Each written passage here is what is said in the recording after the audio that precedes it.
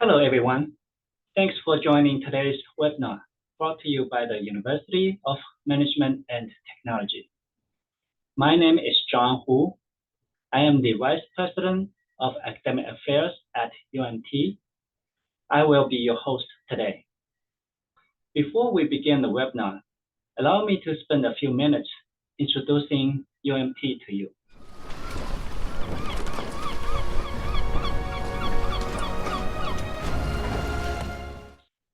The University of Management and Technology has been offering affordable and high-quality education for nearly 30 years. UMT is accredited by the Distance Education Accrediting Commission, DEAC, and the university's degree programs in project management are also accredited by the Global Accreditation Center of the Project Management Institute.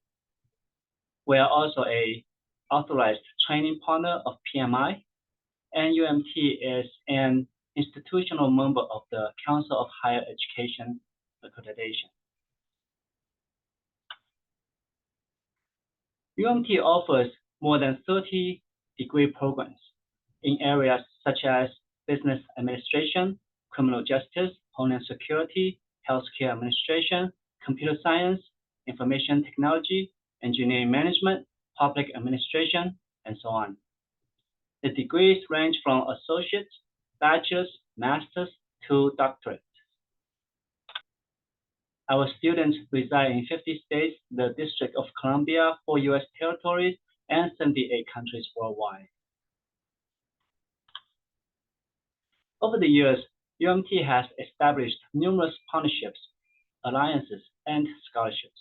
We are proud to be a member of the Fraternal Order of Police University Consortium, and we are an academic alliance partner of the FBI National Academy Association. We have provided many benefits and scholarships to the members. And now moving on to the webinar. Our speaker for the webinar is Ross Small. Ross has been a UMT faculty in the Criminal Justice and Homeland Security Department for over 15 years. Prior to joining UMT, Ross worked as a federal law enforcement officer, as an undercover federal air marshal, and as a store detective. He also served in the U.S. Air Force for 12 years as a member of the security forces, where he was awarded numerous medals, including Air Force Achievement Medal, National Defense Service Medal, and so on. Now, without further ado, let's welcome Ross Small. Thank you very much, John, for that introduction. Let me share my screen so I can show my presentation. Okay, so the name of our presentation today is Armor-Piercing Handgun Bullets, Emerging Trends, Laws, and Implications for Law Enforcement. And we at UMT believe this is a very important issue, especially because of very recent trends in this area. So in this presentation, we will mainly discuss the creation of several new mass-produced civilian armor-piercing handgun bullets, which the public has called cop killer bullets. But these current mass-produced bullets are not banned by current federal and state laws, and because of that, it's a potential threat to members of law enforcement in the coming years. So I found this information from the Department of Justice. Their most recent study, which was compiled in 2022, they found in that calendar year, 331 law enforcement officers were shot in the line of duty. This was done in 267 separate shooting incidents. In those, there were 42 incidents where multiple officers were shot in the same incident. So out of all of those shootings in 2022, 59 of those law enforcement officers died, while 272 survived. And this was mostly due to them wearing their duty-issued Level 3A soft body armor, which most members of law enforcement these days absolutely should have access to. So I wanted to get into the history of body armor. The public likes to call it bulletproof vest, but in the law enforcement world, they call it bullet resistant vest because there's nothing that's absolutely bulletproof. But here you see the first real modern bulletproof vest was made way back in 1893, and that was made from several layers of silk that were sewn together, and it was capable of stopping handgun bullets of that era. In recent years, they've now been coming out with even more exotic fibers, like aramid fibers, carbon nanotubes, polyethylene, and even graphene microfibers that have made these vests even lighter and even more capable of stopping more rounds. So this is the most recent development in this area of body armor. I found a study from the National Institute of Justice. They found that in the last 3 decades alone, these bullet-resistant soft body armor, especially level 3A or even lower, these have saved the lives of more than 3,000 officers in the line of duty. And this NIJ, the National Institute of Justice, they're the government entity that establishes and updates the voluntary minimum performance standards for this body armor. And they conduct testing against all these different types of vests. So here is the actual most recent levels of body armor. You see there's 5 levels there. Level 2, level 3A, level 3, level 3 plus, and then level 4. This has actually been recently superseded. And I'll get to that in the next slide, but this is actually good until 2027. It's just being slowly rolled out and phased out. As you see there, level 3A, that's the standard vest that officers wear on the streets because it's very easily concealable under their shirt or uniform shirt, and they're rated to stop up to 357 Magnum rounds and 44 Magnum rounds. And here is the brand new standards. It just came out a few months ago in November 2023. These 2 different NIJ standards. Again, they have 5 levels, and now there's 2 for handguns levels, and there's 2 for rifle levels. And you see there, the second level is essentially the same as level 3A soft body armor, which is called NIJ HD2. And here I actually have those first 2 levels. You see HD1, HD2. The HD2 down there on the bottom is basically the same as level 3A soft body armor, and it's capable of stopping up to a 44 Magnum jacketed hollow point. But only at 240 grains, nothing larger than that. 240 grains is a pretty large bullet. Grains is the way you measure weight on a bullet. That's what they use to weigh different bullets. So here are the 3 rifle levels, RF levels. And I'm not really going to get into this because I'm just mainly focusing this presentation on level 3A soft body armor, levels below that most law enforcement officers wear on the streets under their police uniform. So there's 3 factors that go into defeating a body armor. So the first is mass, density, hardness, rigidity, and malleability of the metal itself of the round, or of the internal core of the round as well, or the external jacket shell of the round. So the harder and denser the metal, the worse it is for law enforcement because it makes the round capable of going through body armor. So this is the loop. This is right here the avenue the federal government tried to close, stop in 1986, protect officers. Second factor is shape. So anything thin and sharp, as well as even knives and ice picks, but bullets that are very thin, like thin rifle bullets, neck down rifle bullets, sharp little tiny bullets, anything like that, the shape can help puncture and poke through body armor. And the third factor is speed, just getting around to go as fast as possible out of the barrel. And some of these are very even supersonic rounds over the speed of sound, most of them.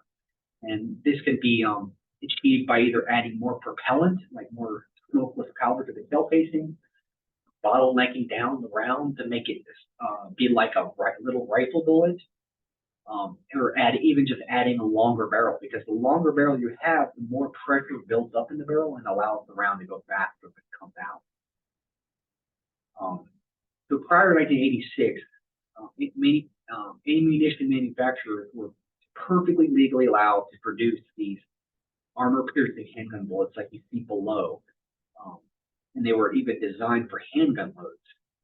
And this was extremely dangerous to members of law enforcement because they were easily capable of penetrating law enforcement body armor. Not even just at that time, but even to this very day, they can still penetrate level 3A body armor. So these bullets became known as essentially cop killer bullets by the public. And since they were made of such dense metal, some manufacturers actually put a coating of Teflon, usually green Teflon. So this is a dead giveaway of a cop killer bullet. It's a green coating of Teflon, and they did that to essentially protect the barrel because these metals are so hard and harsh to the inside of the barrel when they come out. They wanted to have that soft, lubricating protection of the Teflon to protect the barrel from scratching by the hard metals of those cop killer bullets. I wanted to give a couple examples of some crimes done with actual armor-piercing handgun bullets. So, way back in 1976, this is the earliest one I could find was Florida Highway Patrol officer and a visiting Canadian constable. They approached a car at a rest stop in Florida, and one of the driver's occupants' name was Jesse Joseph Tefero. He was armed with a handgun. He had armor-piercing handgun bullets, and he killed both officers, and he fled the scene in their own police car. But he was later caught, and he was actually sentenced to death by the electric chair. Another case, this guy, John Hernandez Felix, in 2016, in Palm Springs, California, officers were dispatched to his house for a disturbance, and he ambushed them by shooting an AR-15 through the door, and he hit all three officers. His rifle was armed with the green tip armor-piercing bullets that have steel penetrators inside of the bullet to make them capable of penetrating several layers of body armor. But even regular AR-15 rounds are capable of going through level 3A soft body armor, just so you know. But these green tip rounds make it even worse because they're steel penetrators on the center inside of the bullet. But two of the officers were killed, and one was seriously wounded. And he was also sentenced to death, but he's waiting on death row right now. So beginning way back in 1981 is when Congress started looking into actually trying to ban these cop killer bullets. And there I have a screenshot of the 97th Congress first session, HR 2280, and this was in March 1981. So the next year, NBC, they actually nationally broadcast a news story that was very popular. They called it Cop Killer Bullets. And this set off a major frenzy among the public to have these dangerous bullets banned because of the potential threat to members of law enforcement. So what happened is later on, the law was passed in 1985 and was signed into law in 1986 by President Ronald Reagan. And this was HR 3132, and they called it the Law Enforcement Officers Protection Act of 1985. And this banned manufacturing, importation, and distribution of armor-piercing cop killer handgun bullets, but not, I want to point out, not the possession. Individuals who had purchased these bullets before the ban, it's a grandfather clause. They are allowed to keep those bullets and possess them, but they're not legally allowed to distribute them, and individuals can no longer manufacture or import them into the United States, except if they're being distributed to agencies of law enforcement or branches of the military or National Guard or military reserves. So here's an actual screenshot of the original ATF circular in regards to this HR 3132 that was given out to the ATF, talking about armor-piercing ammunition and the new law that was just passed. So most states also followed in the footsteps of the federal government because they also wanted to try to ban these armor-piercing handgun bullets.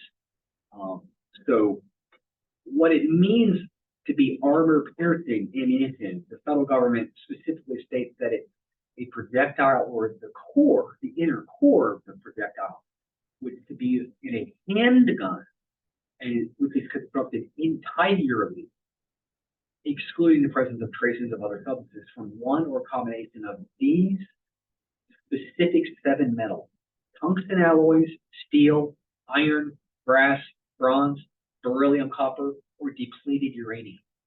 And later on, they added this second clause down here at the bottom because of some companies later making full metal jacketed rounds with not internal cores, but they made outer shells, outer jackets of solid steel that were capable of penetrating level 3A soft body armor. So they tried to close that loophole with this second clause, stating that any projectile, jacketed projectile larger than 22 caliber, which is designed for a handgun, but whose jacket has a weight of more than 25% of the total weight. So if the jacket itself, the outer shell of the bullet itself, is more than 25% of the total weight of the projectile, it's illegal to be imported, manufactured, or distributed within the United States. And so here are those 7 metals that are the banned metals by federal and many state laws. So it's tungsten, steel, iron, brass, bronze, beryllium, copper, and depleted uranium. And that's some technical information about that right there. And so here are 13 different illegal bullets that I found that the federal government has deemed to be illegal to be imported or distributed or manufactured within the United States since that 1986 law. I don't know if this is completely comprehensive, and there might be a couple more, but this is what I was able to find from the ATF. I'm not going to go over each one, but these are the 13 bullets that they find to be illegal. And I also find it very ironic. I'll show later on in my presentation, but I personally found 13 bullets that are legal under the law and are capable of penetrating level 3A soft body armor. So I just found that kind of ironic that the federal government found 13 that are illegal, but I was able to find 13 that are legal under the federal and state laws, and they can still penetrate level 3A body armor, which I'll get into in a little bit. So here are those, again, the 7 metals that are banned for use in importation, distribution, and manufacturing. It's tungsten, steel, iron, brass, bronze, beryllium, copper, and depleted uranium. And there you can see the densities compared to these legal metals. Most bullets down there on the bottom are made out of copper and lead. You can see the different densities compared to the banned metals up top. And this next slide, you see the different tensile strengths of the 7 banned metals compared to the 2, most regularly used legal metals, which is copper and lead. And then this is the hardness comparison of the 7 banned metals compared to the most often used legal metals of copper and lead down there at the bottom. And there's different ways of measuring hardness, but I picked these 2 different measures of hardness to show a comparison. But all of those factors go into it: the densities, the hardness, certificate malleability of the metal, which the federal government deemed those 7 metals are just dangerous to be used in producing handgun bullets. So they tried to put a stop to it. So the actual ban on armor-piercing handgun bullets, that it actually amended the Gun Control Act of 1968. And so, but in this law, they also, one congressman got an exemption added into the law, and it states that there's an exemption to the ammunition that would otherwise be considered armor-piercing if the Attorney General determines that the specific ammunition at issue is primarily intended to be used for sporting purposes. So the ATF has had to develop a framework which applies to these requests seeking determination of what is the sporting purpose exemption. From 1986 all the way until 2011, and even most recent years, very few manufacturers have sought exemptions, and the ATF has only granted 2. Even to this very day, the ATF has only granted 2 exemptions, and that is for the green tip 5.56 millimeter steel core bullets that are in SS-109 or M855 cartridges, and that was exempted in 1986. These are fired from your very popular AR-15 semi-automatic rifles that there's just lots of them out on the streets. And then the second is the black tip 30-06 M2 AP cartridge, which was exempted 6 years later in 1992. And this fits lots of different rifles. And both of these cartridges are very popular among target shooters and hunters. But you can see there in the bottom, the one on the left, it has the green tip, and you can see that steel penetrator from a cutaway of the bullet. And again, on the right, there's another cutaway of the M2 AP, which is exempted. It would have a black tip painted on the tip of the round to give it away. And a magnet would stick to these rounds to let you know. If a police officer was wondering whether there was a steel core, you could hold a magnet to it, because a magnet will not stick to lead or copper. So a regular lead or copper bullet, lead bullet with a copper full metal jacket will not stick to it, but these will, because they have a steel core on the inside. But in recent years, though, the ATF has received more than 30 exemption requests, which they have not requested, and they have not exempted, but there has been more than 30 no exemptions. And a lot of this is in part because a lot of environmentalists are complaining about lead getting into the environment because of target shooters and hunters and stuff, and it gets into wildlife and poisons some of them by ingesting lead. And also, I want to show, I'm throwing down here at the bottom, many gun manufacturers started turning regular AR-15 rifles, like you see there on the left, and they're actually cutting down the barrels to less than 16 inches, which normally would be illegal. However, under the law, in federal law, if you get rid of the stock, like you see there on the right, you can have the barrel less than 16 inches, and then it's basically at that point a pistol. So that on the bottom right is considered an AR pistol. So that's getting pretty popular these days. And so because of that, the ATF had actually been thinking about removing the sporting purpose exemption for these green tip rounds like you see on the right there. But there was a huge pushback from the NRA and many members of the public because they're very popular. So the ATF basically dropped their plan and they have allowed the exemption. So those green tip AR-15 rounds, 5.56 by 45 or .223 caliber, 0.223 of an inch bullet, those are still exempted and still legal. So they're being manufactured still and imported into the U.S. and distributed around the U.S. So this was another law that was tried by Congress. So this was the Cop Killer Ammunition Ban Act of 1995. But if it had passed, it would have made it illegal for anyone to manufacture, import, or distribute handgun bullets that the Secretary of the Treasury determines to be capable of penetrating level 3A soft body or higher. So this is called a performance test, and the NRA is very much against performance tests. So that hasn't, and this law did not pass. But a lot of people are against performance tests. They want to keep the laws very specific and say the law bans a certain type of metal instead of having the Secretary of Treasury determine whether it might be possible of penetrating body armor. And so here are those 13 legal handgun bullets that I was able to find that are capable of penetrating level 3A soft body armor. And I'm going to go over each one of these now. So the first one here is the Dagny Dagger, and this is produced by a company called Atlas Arms. And I find it interesting that this bullet has a sabot around the actual inner penetrator. So this sabot can actually be 3D printed at home. So in theory, individuals can actually, if they have a lathe, they can actually make the inner bullets themselves and then also 3D print the sabot and load their own rounds. And individuals could potentially make these at home as well. But so this bullet is not made out of one of those 7 band metals.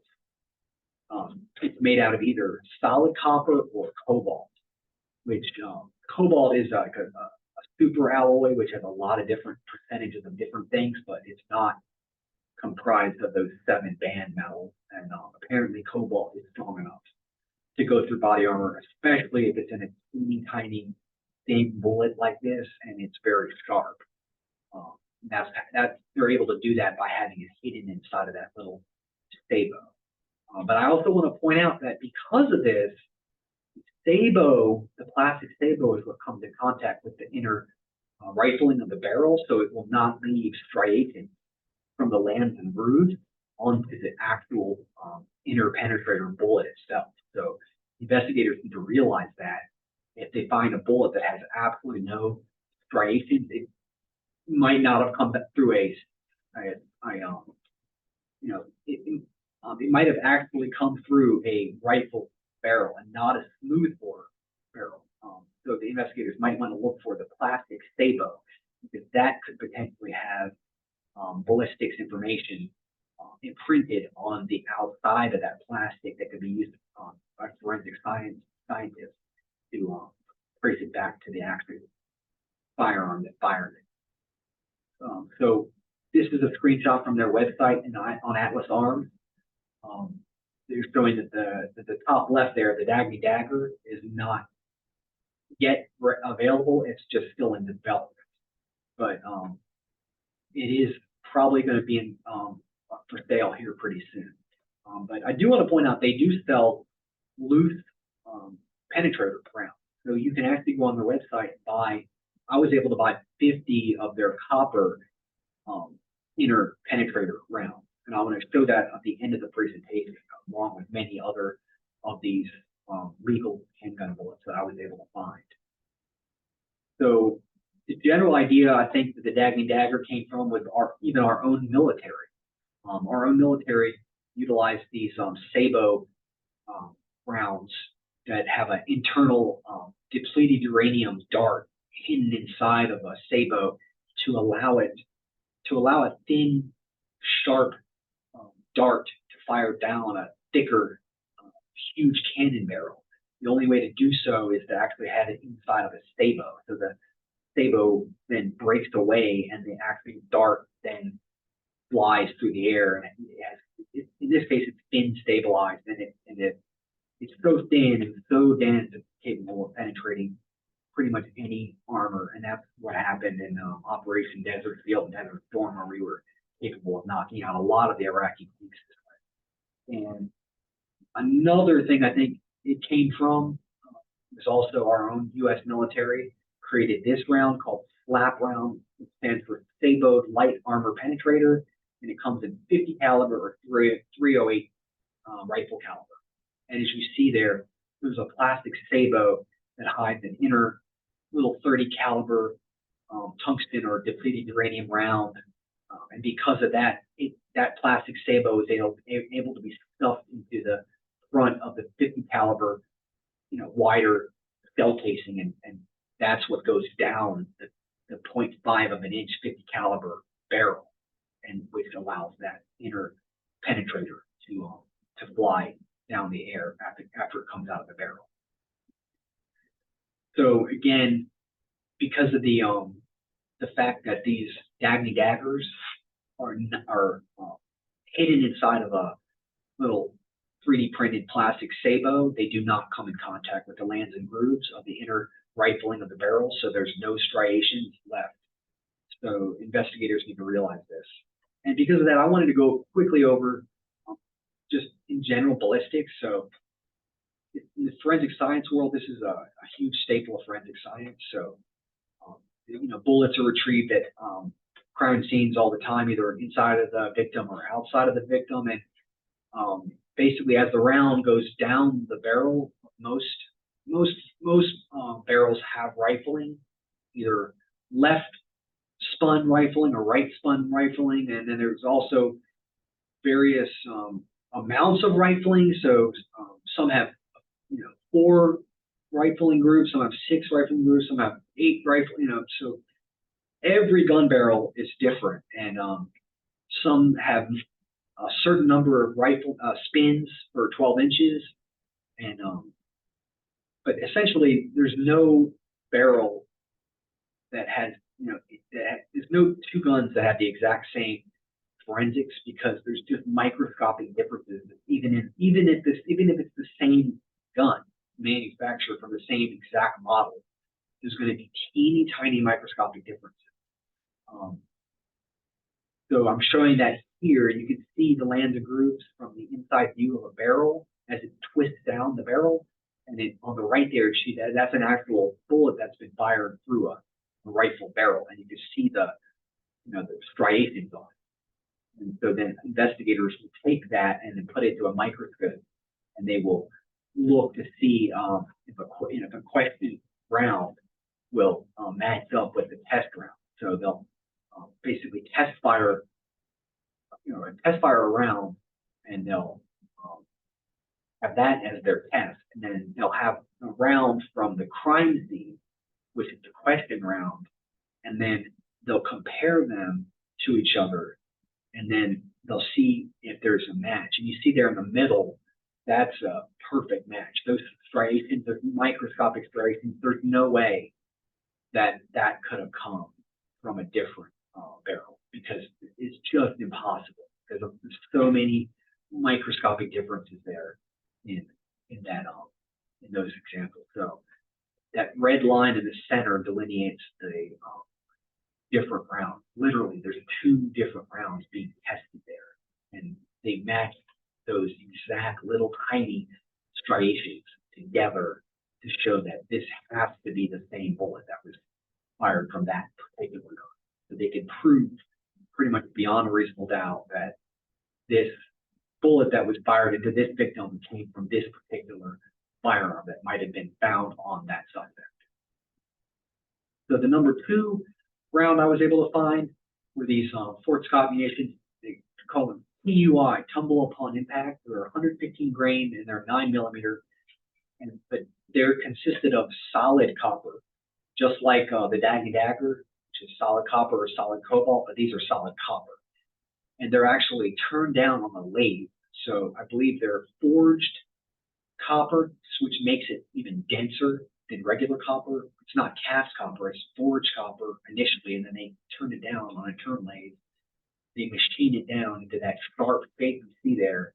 And because of that, this is capable of penetrating level 3A body armor, at least if you shoot it from a 4-inch barrel or longer.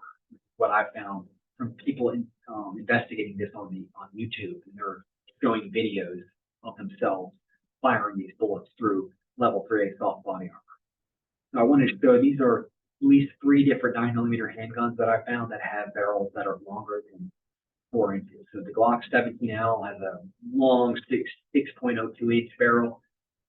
There on the left, the Staccato P in the middle has a 4.15-inch barrel, and then the 9mm Beretta, which is really common out there, that has a 4.9-inch barrel. So that enables all 3 of these guns below to fire that Fort Scott munition TUI round through level 3A soft body armor. The number 3 bullet that's legal that I found was the fairly new Liberty Ammunition Civil Defense handgun bullets, and this is available in 380 Auto, 38 Police Special, 257 SIG, 9mm, 10mm, 45 ACP, 45 Long Call, and 40 Smith & Wesson.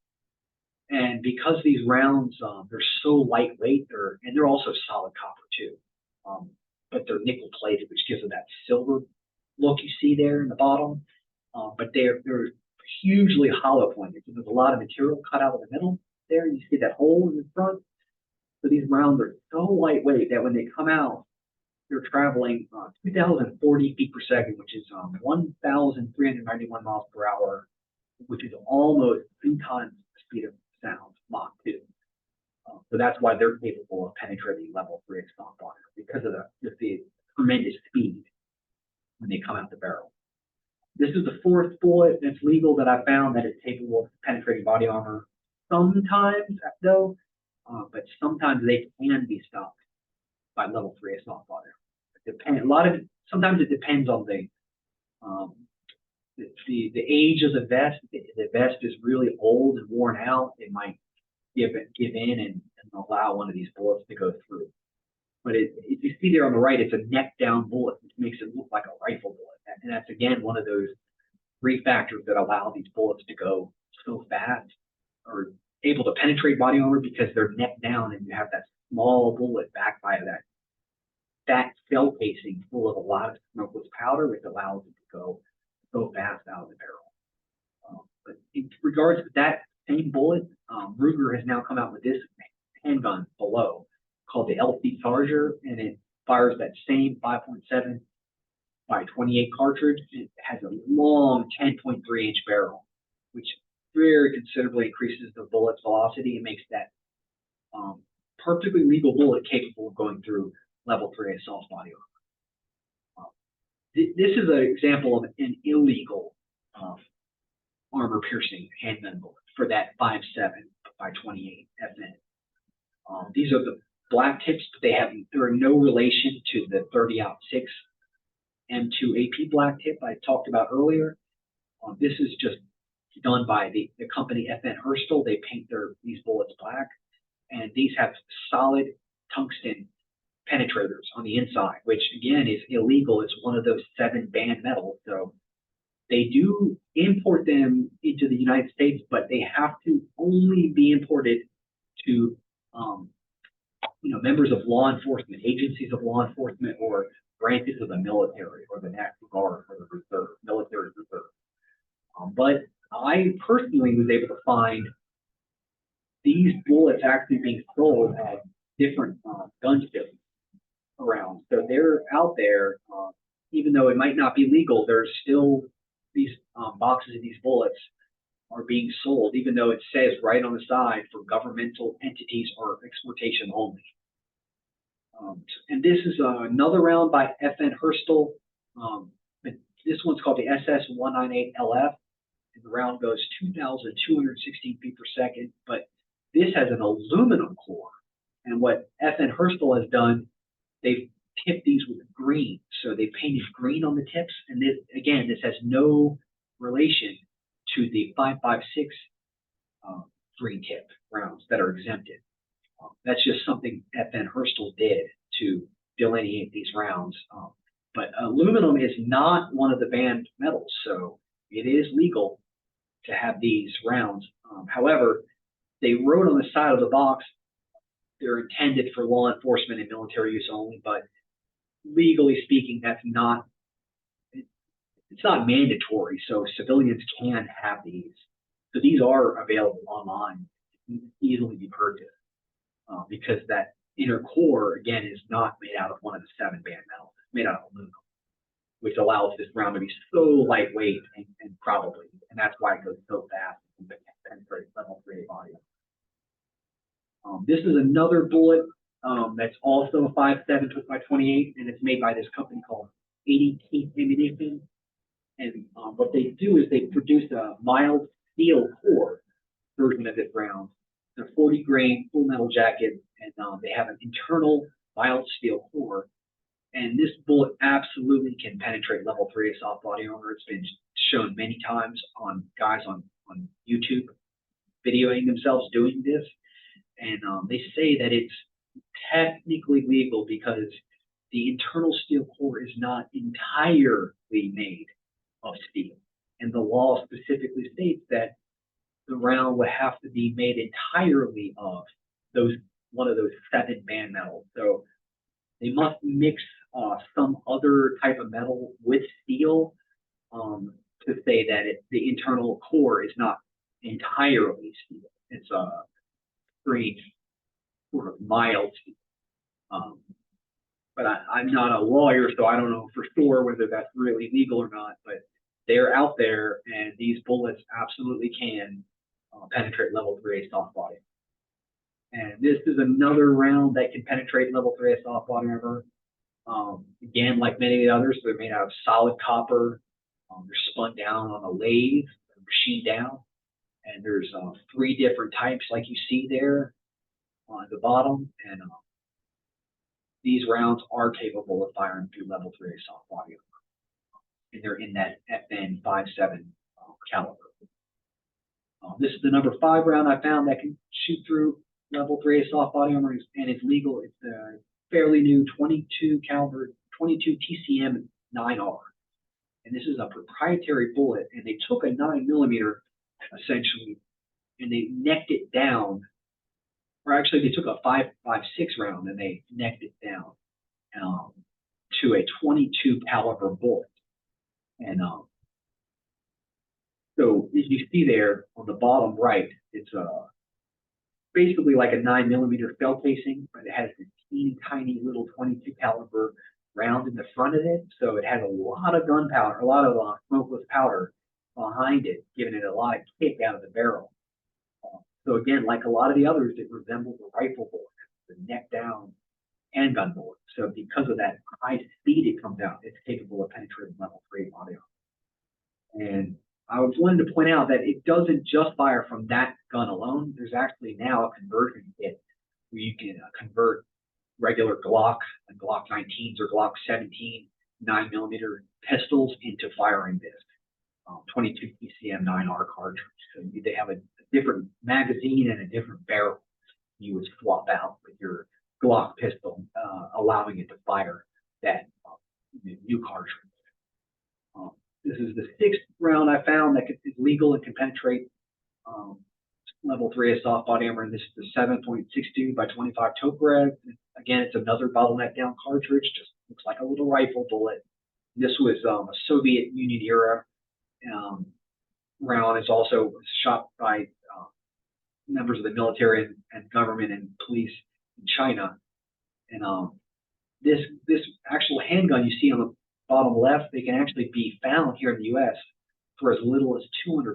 So they're very cheap, and there's a lot of them out there. These rounds definitely can go through level 3A soft body armor.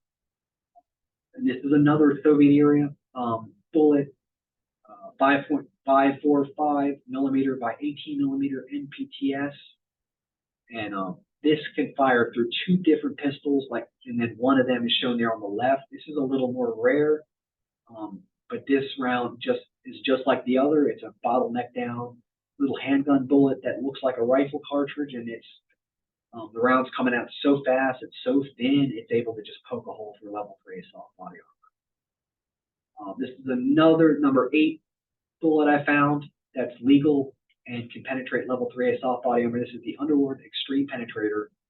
It's available in several different calibers, like you see there. And again, this is made out of solid copper, and they're capable of firing through level 3A soft body armor. I was able to see on YouTube if they're at least fired from the 357 or the 44 Magnum. And the next one, number 9, is very similar. It's the G9 Defense External Hollow Point bullets, and they're available in many different calibers. And you can see there in the center bullet there, you can see the lines around the copper because it was spun down on a lathe. So this is a forged copper round, which is then turned down on a turn lathe, spin down, making it a very hard, dense copper. And these are capable of going through level 3A soft body armor. This is number 10 I found. This is double tap ammunition 44 Magnum, hard pass solid WFN.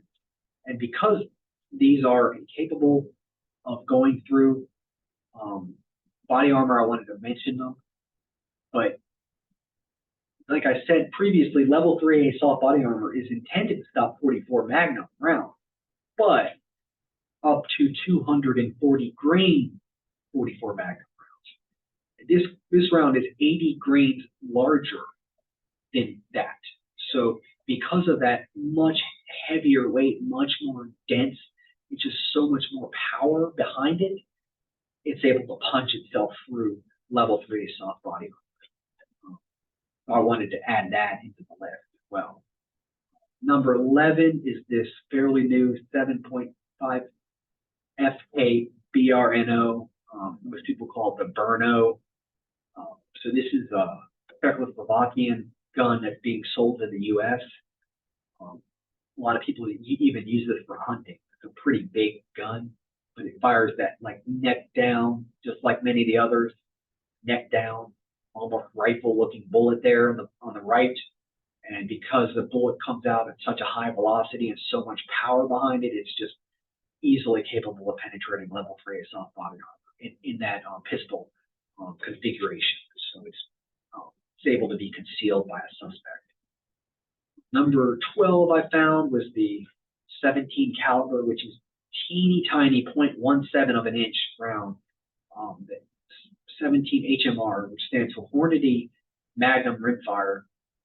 It was normally intended for rifles. However, there's a lot of manufacturers now producing, well, at least I found at least 4 manufacturers that produce handguns that can shoot this round, as you can see there. And this round is, when fired through a pistol like that, is easily capable of penetrating level 3 soft body armor because it's just so tiny and sharp and moving. It's not high velocity comes out of the barrel. This next round, number 13, and the last one I found, and I'm probably sure there's many others out there, but I wasn't able to find them. But these are the 13 that I found. So the 13th here is the 22 WMR, which stands for the Winchester Magnum Rimfire, and especially if they're fired in the CCI MaxiMag HP Plus B round or the Hornady VMAX polymer tipped round, which are both 30 grain jacketed hollow point rounds, and they go around 2,200 feet per second, especially when they're fired from this gun down in the bottom right there, the Kel-Tec PMR 30, that has a 4.3-inch long barrel. And this, not always, but sometimes is capable of penetrating level 3A soft body armor. Again, usually depending on the age of the vest or the condition of the vest. So I also wanted to go over some additional threats to especially level 3A soft body armor.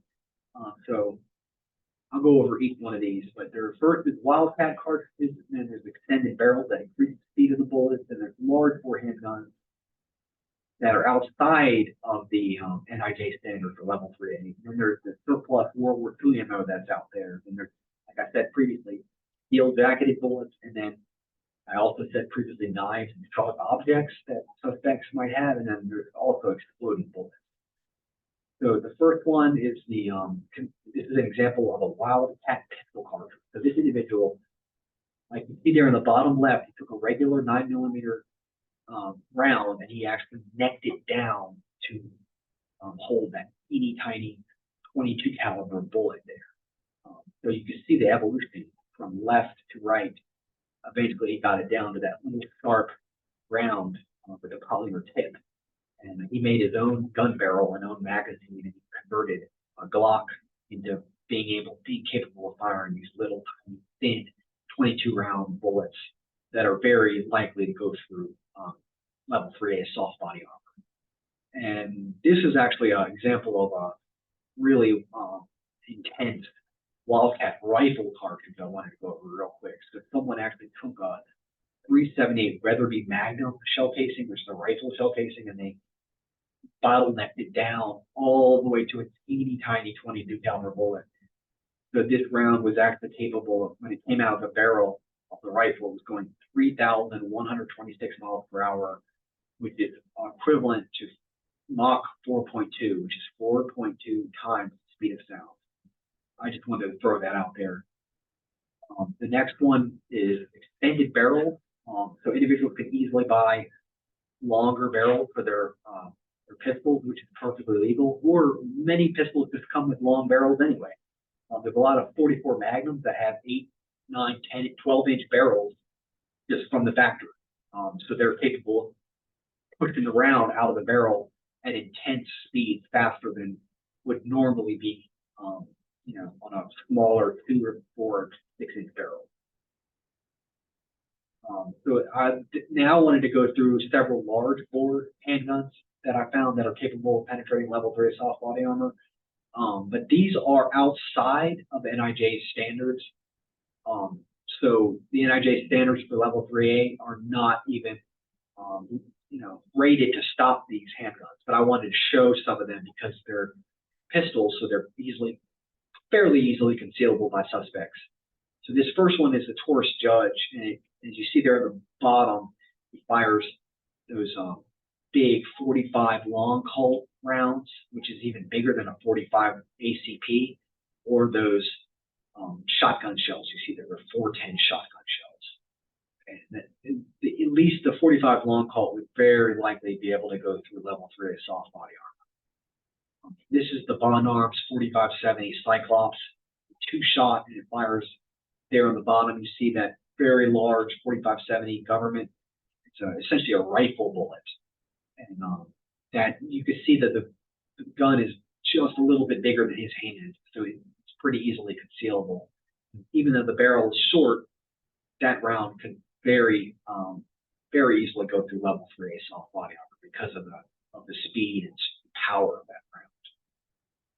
This is the Thompson Center Contender. It's been around for several decades, probably since the 90s. It's a single shot pistol, but it's capable of firing rifle bullets. So it's chambered in many different rifle rounds. And this is, potentially able to be concealed and can easily go through level 3 assault body armor. The next is a gun that was made really famous by Charles Bronson in Death Wish and Clint Eastwood and some of these different movies way back in the 80s. It's called the Wildy Magnum. It's a very large handgun. It's chambered in a 45 Winchester Magnum or their own proprietary round, which is the 475 Wildy Magnum cartridge. Both of them, when fired to this gun, can go through level 3 assault body armor. And there's the 454 Casull, another large bore handgun, and it's fired from these 4 different handguns you see here, written here, and one's shown at the bottom, a Raging Bull, and they're all capable of going through level 3 assault body armor. And there's the 460 Roland. This bullet is actually double the power of a 45 ACP, but as you see it fires from a handgun that it's about the exact same size as a 45 1911 that fires a 45 ACP, but it's more powerful than even a 44 Magnum, and is very likely capable of going through level 3 assault body armor. Then there's the 460 Ruger, and this is another very large bore handgun, and it can fire through these 3 different types of revolvers that I've written here. And this handgun is very easily capable of penetrating level 3 assault body armor. Then we have the 480 Ruger, which is even bigger than that one. That's fired from this Ruger Super Blackhawk Bisley revolver. Again, it's easily capable of penetrating level 3 assault body armor. Then we have the Magnum Research 50 caliber Desert Eagle, which is very famous in Hollywood and movies. A lot of the public know about this gun, but this round is sometimes capable of going through level 3 assault body armor at speed, depending on the age of the vest. And I've seen some videos where vest level 3 assault body armor has actually stopped this round, but I wouldn't count on it because this round is outside of the NIJ standard for level 3 assault body armor. Then you have this new gun, fairly new gun. This is getting pretty popular out there. This is the Smith & Wesson 500, and it fires a huge 500 Smith & Wesson round, which is 0.5 of an inch or half an inch wide, and it's extremely powerful, which makes it capable of penetrating level 3 assault body armor. Then you have Magnum Research later came out with this BFR. They're the same company that made the 50 caliber Desert Eagle. They now come out with this BFR you see below, which has many different calibers that they chamber it in. As you see, all these different rifle cartridges are chambered. This gun is chambered in. So this gun could absolutely fire through level 3 assault body armor, maybe with the exception of the 357 Magnum or 44 Magnum version, because those are level 3 is rated to stop those rounds. But Magnum Research then later came out with an even shorter version of that BFR, and they call it the Thunder Snub. And this is easily concealable, and it's the 4570 government round. And even though it has only a little 2-inch barrel, it definitely could go through level 3A body armor because that round is just so powerful.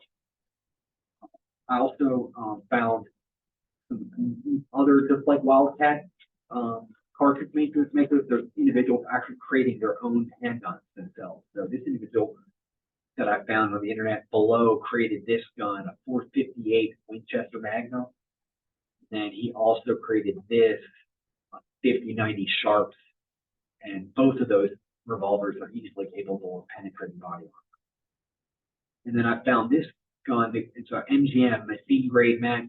They call it their hand cannon 600. It fires the 600 Nitro Express round, which is 0.6 of an inch. And you see it there on the bottom, it next to a regular rifle bullet. You can see how much wider and longer it is. So that bullet, even though it's fired from a pistol like that, a single shot pistol, is definitely capable of penetrating level 3A soft body armor because of the power of that round. Another 600 Nitro Express here, but in a 5-shot version. He created this GTG Kodiak 5-shot revolver that started to go on sale in 1996, and it also fires that 600 Nitro Express, and that's easily capable of penetrating level 3 body armor. And then this is another 5-shot revolver that again fires the same 600 Nitro Express, and that's this Zaliska revolver. And it basically fires a 900 grain bullet, and when it comes out the barrel, it's going 1,516 feet per second. And lastly, this is a RS-812. It's a Russian-made revolver developed way back in 2000 by Viktor Zelenko for the KBP Instrument Design Bureau, and it's chambered in this rifle round you see on the bottom right, which is the 12.7 by 55 millimeter. It's an STS-130 cartridge, which is normally supposed to be fired from these 2 different rifles, but was made to fire this revolver you see to the left. The next I want to get into surplus World War II ammunition. So back in World War II, all the countries, pretty much, like Canada, United States, France, Britain, the Germans, the Japanese, the Russians, they all came out with their own armor-piercing rounds, and they made literally millions of them. And a lot of these rounds are still available to this very day out there in the surplus market at gun shows. And so I found a video of a guy who was testing these German armor-piercing rounds, some of them armor-piercing incendiary rounds, so they actually explode, which help them penetrate. But there to the bottom right, you can see that's actually a level 4, the highest level vest, which is 2 levels higher than a level 3A vest. And you can see that's a screenshot of the video of that round punching through it completely, through the center of that plate. So that's very dangerous, especially even to members of the SWAT team who might be wearing the highest level vest. And like I was talking about earlier, those steel metal jackets. This is an example of the Swedish M39B. It looks like a regular 9mm cartridge, but it's actually lead on the inside, but it has a thick steel jacket, not a thin steel jacket. Steel jacket. It has a very thick steel jacket, and then it's coated with a layer of copper, a full metal jacket. But this round is illegal to be imported into or distributed within or manufactured within the United States because of that second clause of the law stating that you cannot have a jacket that's more than 25% of the total weight of the bullet. Because this has a steel jacket that's more than 25% of the total weight of the bullet, which makes it capable of going through level 3 assault body armor. And the way you would know whether a bullet is, armor piercing or not, usually that if they're steel core or steel jacketed like this, they're able to be picked up by a magnet, a strong magnet. So if law enforcement has a magnet with them and they touch it against this bullet, it will stick. But a normal bullet that's made out of regular soft copper with a full metal jacket of a lead bullet with a full metal jacket of copper, that would not stick to a magnet, because brass shell casings and lead bullets with a full metal jacket of copper will not stick to magnets. So that's one of the big giveaways, whether a bullet is armor piercing or not, is if it sticks to a magnet. So that's the end of my PowerPoint presentation. I wanted to actually show you examples of some of these different bullets from my presentation.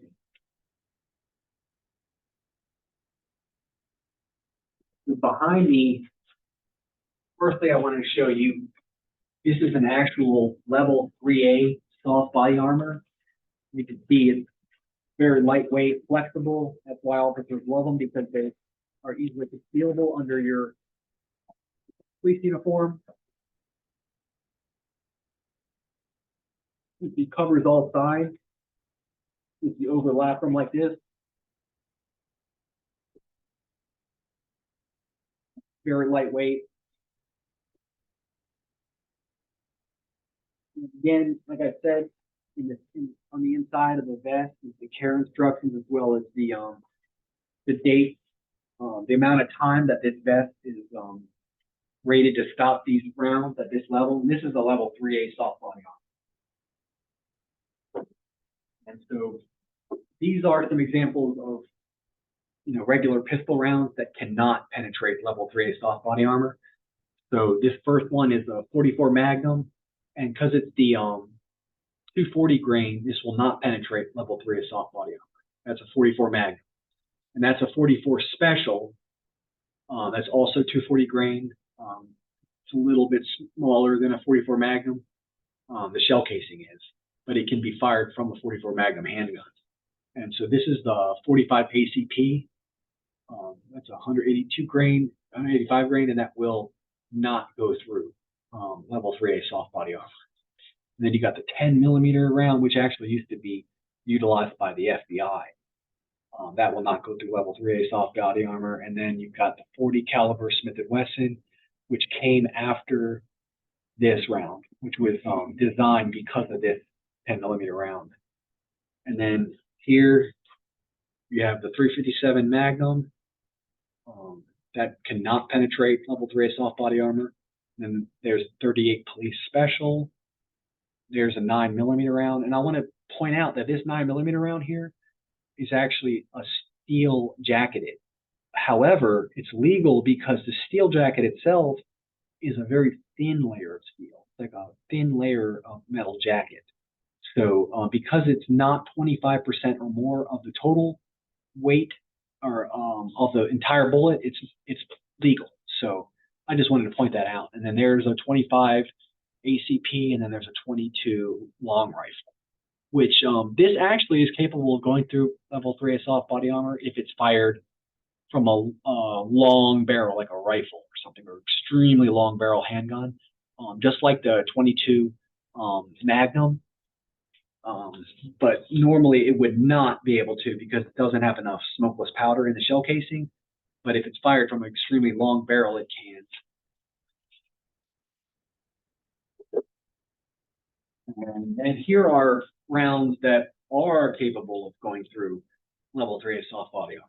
So obviously rifle rounds are capable of, but I actually have a green tip steel core 5.56 223 AR-15 rounds, and this is another steel jacketed round. But again, this is not exempted, and it is not illegal, because the steel jacket is less than 25% of the overall